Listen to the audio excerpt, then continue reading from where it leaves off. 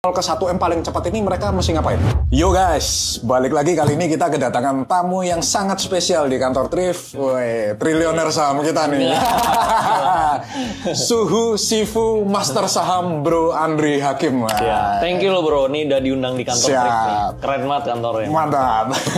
Hari ini kita mau tanya-tanya, sekalian belajar nih caranya biar kaya kayak Andri Hakim ini gimana sih? Di Bitcoin. Nah, yang pertama nih bro, lu kan kalau di sosmed sangat terkenal sebagai orang saham kan? Ya, sebenarnya bro, lu ada megang Bitcoin nggak sih bro?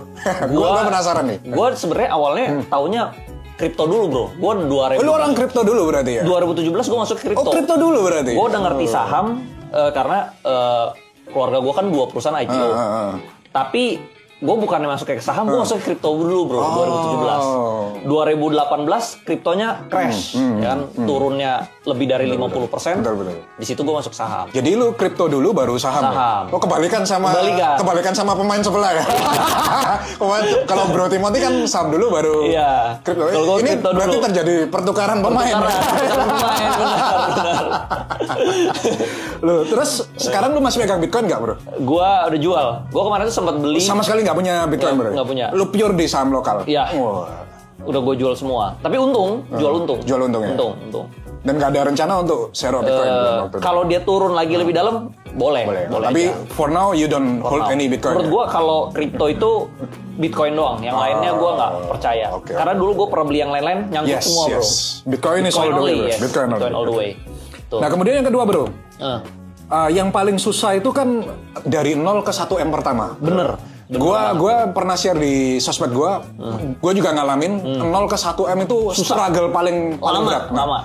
Kalau saran dari lu bro, sebagai seorang yang udah mencapai ini, buat follower gua, buat teman-teman kita, 0 ke 1M paling cepat ini mereka mesti ngapain? Menurut gua, lu naikin ilmu gitu, kayak misalnya lu belajar fotografi, lu belajar editing, lu naikin skill lu bisa jual sesuatu itu cepet. Bro. Jadi kerja dulu ya. Antara kerja, lu bisnis sendiri, lu ya kerjain sesuatu lah bro. Itu paling cepat. Mungkin kalau misalnya lu nol banget, kerjalah. Invest dulu atau kerja dulu bro? Kerja dulu ya, iya. Biar ada pelurunya ya. Kalau nggak lu dari mana? Iya. Kalau dari nol banget, nolnya kerja dulu. Kalau bapaknya kaya kan bisa bro. Nah kalau bapaknya kaya lu bisa skip. Jadi kan kayak lari ini loh bro, maraton ya. Iya. Kalau misalnya bapaknya kaya dia udah tinggal kasih tongkat. Betul. Tapi kalau yang benar-benar dari pertama, ya lu yang lari pertama bro. Nah, lu harus kerja dulu. Kerja dulu berarti ya. Jadi 0 ke 100 kerja, 100 ke 500 mungkin lu boleh sembari bisnis sampingan ya. Kayak misalnya tadi lalu jual jasa fotografer, editing, nah lu bisa dapat income ke 500 invest bro. 500 ke 1M invest. 500 ke 1M-nya invest. Okay. Soalnya lu masukin sesuatu misalnya masuknya 250, kalau lu dapat sesuatu yang double gitu, yang bigger, atau lu masuknya 500 kan udah jadi 1M. I see. Itu. Dari situ cepat. Itu guys caranya, 0 ke 1M paling cepat. Iya, karena kalau lu misalnya invest dulu ya bro ya. Susah bro, kalau misalnya lu duitnya 10 juta, lu 2 kali lipat aja 20 juta doang ya. Lu makan sebulan habis bro. Akhirnya nggak kekumpul, nggak bisa. Betul. Jadi harus kerja dulu. Nah bro lanjut, yang pertanyaan ketiga nih. Siap. Lu kan posisi udah ratusan miliar nih networknya. Kalau lu disuruh balik lagi ke 0, kesalahan apa dalam berinvestasi yang bisa lu cegah dan nggak akan diulangi lagi? Nah ini supaya follower kita bisa belajar nih kesalahan apa yang harus kita hindari ketika berinvestasi bro. FOMO sebenarnya. FOMO selalu belinya di paling pucuk. Sebenarnya setiap saham udah all time high dia pasti koreksi dulu bro besoknya. Nah belinya pasti koreksi. Tapi nggak sabaran ya? Iya nggak sabaran. Sebenarnya paling bagus tuh kalau dia beli misalnya turun 30% dari pucuknya. Nah itu paling aman. Tapi itu pun bisa turun lebih dalam. Tapi setidaknya lu ada safety lah, nggak yang paling tinggi kan. Jadi nggak boleh FOMO ya? Iya. No FOMO guys. Termasuk di kripto ya. Iya. Kedua, nggak sabar. Oh, nggak sabar ini gimana maksudnya bro? Contoh sama lah di Bitcoin. Sebenarnya Bitcoin kalau ditarik panjang mungkin oke. Yes. Cuman dia stamina udah habis duluan bro. Cut loss dulu ya? Nggak sabar dulu. Maunya besok untung, besok kaya, bulan depan udah kaya. Ini gitu, tipikal crypto bros sekali ini. Nah iya. Contohnya lu juga sukses Bitcoin kan lu berapa tahun? 10 tahun men. Yes. Orang lihatnya aja kan baru sekarang ya enak kan, tapi nggak lihat jangka panjang kita hold investingnya, percaya dengan fundamentalnya. Gue di saham kan. juga pegangnya 3 tahun 2 tahunan bro. 3 tahunan ya berarti? Iya, lama bro. Jadi nggak ada ya guys beli sekarang bulan depan kaya nggak ada? Nggak ada. Jadi nggak ada ya guys beli saham bulan ini bulan depan kaya, nggak ada. Betul, ya bro ya? Nggak ada. Cari duit itu susah bro. Nggak mungkin bisa secepat itu lah. Iya. Kan? Hoki bisa sekali lah. Sesekali ya. Nggak bisa terus-terusan kan bro. Jadi itu ya guys, jangan FOMO. Yes. Kemudian bro, lu sebagai seorang investor saham, sekarang ticker yang lagi lu pegang ini apa aja nih? Nah, spill dong. Ntar dibilang pompong. Disclaimer dulu. Disclaimer ya. Financial advice. Ya, gue sebenarnya ada Pani. Terus CBDK ada. Apa? CBDK. Oke. Ya. Terus gue ada BNI, Yes. Okay. Karena dia udah turun dalam ya. Udah turun dalam, gue merasa murah. Mau seberapa murah lagi sih? Ya kalau murah lagi ya gue tinggal beli lagi. Terus? Sisanya ya adalah beberapa saham-saham kecil yang lagi diakuisisi nih, lagi proses akuisisi. Tapi yang gede 3 ini aja berarti? Yang gede 3 ini. Oke. Ini yang berapa persen? Yang 2 ini kecil. Ini berapa persen? Pan ini berapa persen? Pani sebenarnya gue dari overall net worth dulu ya? Bisa sekitar 60-an persen. Wih, 60% portfolio Pan nih? Wow. Bahkan 60-an, ya sekitar 60-an lah. Oke. 60-70-an lah. Yang kedua CBDK tadi yang berapa persen? Yang kedua CBDK lebih kecil.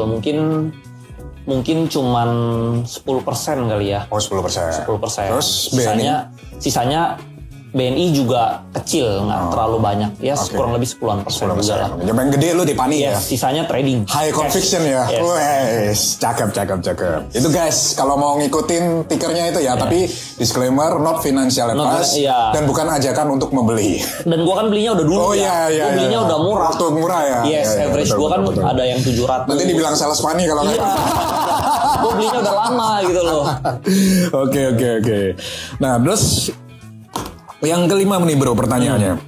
Gue gak tahu ya kenapa orang Indo itu selalu alergi sama orang yang jualan kelas bro. Menurut gue kan itu sah-sah aja. Berjualan ilmu, berjualan informasi. Contoh Bloomberg ini kan 600 juta isinya cuma informasi doang bro. Dia juga jualan. Dia juga jualan ya. Kenapa kok yang orang-orang gak bilangin Michael Bloomberg benar. Lu jualan kelas gitu. Padahal kan sama.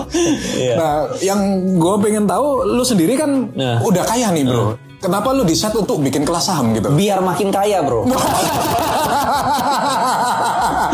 Ya logikanya beginilah bro. Apa? Kenapa lu udah kaya? Kenapa lu risk yourself to make a class gitu loh? Kenapa harus bikin kelas? Pertama karena ada demand-nya bro. Awalnya tadinya gue ngajarin gratis. Terus banyak orang yang nanya, minta-minta. Ya terus akhirnya ya udah gue bikin. Gue bikin iseng lah, gue bayarnya murah aja waktu itu kayak 5 jutaan gitu bro. Ternyata ada yang ikut. Terus makin hari makin rame ya. Secara accident lah jadinya. Terus kedua, pertama jadi ada demand ya. Kedua gue lihat education itu salah satu industri yang bagus sih bro. Karena contoh lah Lipo udah kaya kenapa bikin sekolah? Oh iya. Bilang, bro. Kenapa Lipo nggak dibilang buka kelas ya? Beneran kelas itu. Udah punya properti, punya bank, bikin sekolah lagi bro. Iya itu buka kelas ya itu. Iya makanya. Jadi ya karena education tuh industri yang bagus juga gitu loh. Tapi passion lu sendiri juga ngajar atau? Passion gua ngajar. Lu passion lu ngajar ya? Emang dari pas-pasan juga gue suka ngajar bro. Tapi gue gratis waktu itu. Ini gue sering beberapa kali bilang ya di beberapa acara yang interview gue. Warga Konoha itu kalau untung kan nggak dibagi, tapi kalau nyalah, kalau turun nyalain orang kan. Nah lu ketika mengajar pernah merasa kayak malas gak sih bro digituin bro? Enggak. Kalau gue orangnya udah kebal bro. Oh, udah kebal. Mau dikatain apapun bodo amat, terserah apa kata jigong lu lah. Apa katanya? Bodo amat bro. Kalau gue di kelas gue sebenarnya gue nggak rekomendasi, gue nggak rekomendasi saham. Jadi kelas gue itu nggak ada stock picknya sebenarnya. Oh, nggak ada stock picknya. Jadi gue cuman edukasi doang, ngajarin orang 4 hari. Di hari kelimanya ini saham-saham yang menurut gue watchlist gue menarik nih. Tapi lu pelajarin pakai ilmu yang gue udah ajarin 4 hari ini gitu. Jadi lu pilih sendiri. Contohnya misalnya orang sukses di saham kan banyak bro. Ada Warren Buffett, ya ada Pak Keng Hong dan yang lain-lain banyak ya. Pak Sandiaga Uno. Semuanya itu portfolionya beda-beda bro. Tapi semuanya sukses juga. Sukses semua betul. Jadi jalan ke Roma itu nggak satu jalan, banyak jalan menuju Roma bro. Kalau mau sukses di saham jalannya banyak. Banyak. Kalau kripto cuma Bitcoin soalnya. Jadi banyak. Enggak, bercanda guys. Kripto juga masih banyak jalannya. Masih banyak. Nah, oke. Yang terakhir bro, selain saham, lu ada invest di luar financial market nggak seperti tradisional investment properti? Properti lu berapa persen dari? Kurang lebih mungkin sekitar 20%-an. 20% lu properti ya? Iya. Terus Mas lu pegang nggak? Mas gua ada. Wah masih megang Mas ya? Gue suka masih beli, muda bro, ngapain megang Mas? Gue suka beli iseng-iseng bro. Dulu gue suka beli iseng-iseng karena gue kalau Chinese New Year gitu ya, walaupun gue belum married, gue suka kasih ke sepupu-sepupu gue tuh ini angpau-angpau emas gitu loh isinya. Buat follower siap-siap ya, Andri Hakim mau bagi emas ya. Terus kan ini juga kalau misalnya gue kasih dia uang kan dipakai jajan habis lupa gitu loh. Makanya gue kasihnya emas, jualnya susah, harganya naik terus. Oke. Gitu. Jadi masih pegang emas intinya. Ada berapa persen? Mas. Kecil lah bro, mungkin nggak nyampe 10%, nggak nyampe lah. Jadi itu guys, interview kita sama Master Sifu Saham, Andri Hakim. Bungkus.